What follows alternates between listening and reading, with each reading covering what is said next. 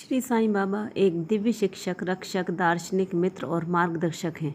गुरुवार का दिन एक विशेष दिन माना जाता है उनकी पूजा के लिए। कहते हैं इस दिन पूजा करने से बाबा अति प्रसन्न होते हैं और हमारी सारी मनोकामना पूरी करते हैं।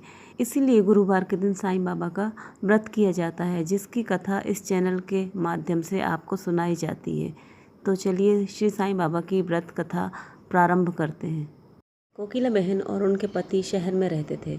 दोनों में एक दूसरे के प्रति बहुत प्रेम था, परंतु महेश भाई का स्वभाव झगड़ालू था। बोलने की तमीज ना थी, लेकिन कोकिला बहन बहुत ही धार्मिक स्त्री थी। भगवान पर उनका विश्वास था और बिना कुछ कहे ही सब कुछ सह लेती थी। धीरे धीरे उनके पति का रोजगार धंधा ठप हो गया, कुछ भी कमाई नहीं होती थी। महेश भाई अब दिन भर घर पर ही रहते थे और उन्होंने गलत राह पकड़ ली थी, पर उनका स्वभाव अब पहले से भी और ज़्यादा चिड़चिड़ा हो गया था। एक दिन दोपहर का समय था। एक वृद्ध महाराज दरवाजे पर आकर खड़े हो गए। चेहरे पर गजब का तेज था और आकर उन्होंने दाल चावल की मांग की। कोकिला बहन ने दाल चावल दिए और दोनों हाथों से उस वृद्ध को नमस्कार किया। वृद्ध ने कहा, साईं सुखी रखे। कोकिला बहन ने कहा कि सुख मेरी किस्मत में नहीं है, और अपने सारे दुख की कहानी का वर्णन उन्होंने वृद्ध के सामने किया। महाराज ने श्री साईं व्रत के बारे में बताया। 9 गुरुवार तक एक समय भोजन या फलाहार के साथ में यह व्रत रखना, हो सके तो साईं मंदिर भी जाना। घर पर साईं बाबा के 9 गुरुवार तक पूजा करना और विधि से उद्यापन करना। भूखे को भोजन देना। साईं व्रत की किताबें 7, 11, 21 यथाशक्ति लोगों में भेंट करना।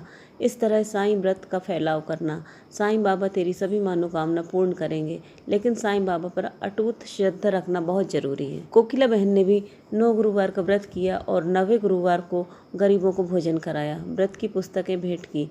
उनके घर से झगड़े दूर हुए, घर में सुख शांति हो गई। जैसे महेश भाई का स्वभाव था, पूरी तरह बदल गया। उनका धंधा रोजगार फिर से चालू हो गया। थोड़े समय में ही सुख समृद्धि बढ़ गई। दोनों पति पत्नी सुखी जीवन बिताने लगे।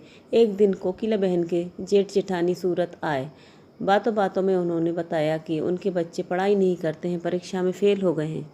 कोकिला बहन ने 9 गुरुवार की महिमा बताई और कहा कि बाबा की भक्ति से बच्चे अच्छी तरह से अभ्यास कर पाएंगे, लेकिन इसके लिए साईं बाबा पर विश्वास रखना बहुत ज़रूरी है। साईं सबको सहायता करते हैं। उनकी जेठानी ने व्रत की विधि बताने का कहा। कोकिला बहन ने उन्हें सारी वह बातें बता दी जो वृद्ध महाराज ने उन्हें बताई थी। सूरत से उनकी जेठानी का थोड़े दिन बाद ही पत्र आया कि उनके बच्चे साईं व्रत रखने लगे हैं और बहुत अच्छी तरह से पढ़ाई भी करते हैं। उन्होंने भी व्रत किया और व्रत की किताबें जेठ जी के ऑफिस में दी थी। इस व्रत को करने से उनकी सहेली की बेटी की शादी भी बहुत अच्छी जगह पर हो गई। उनके पड़ोसी का गहनों का डिब्बा गुम हो गया था, अब वह महीने के अंदर ही डिब्बा मिल गया। ऐसे कई अद्भुत चमत्कार हुए। कोकिला बहन ने साईं बाबा की महिमा महान है ये जान लिया था।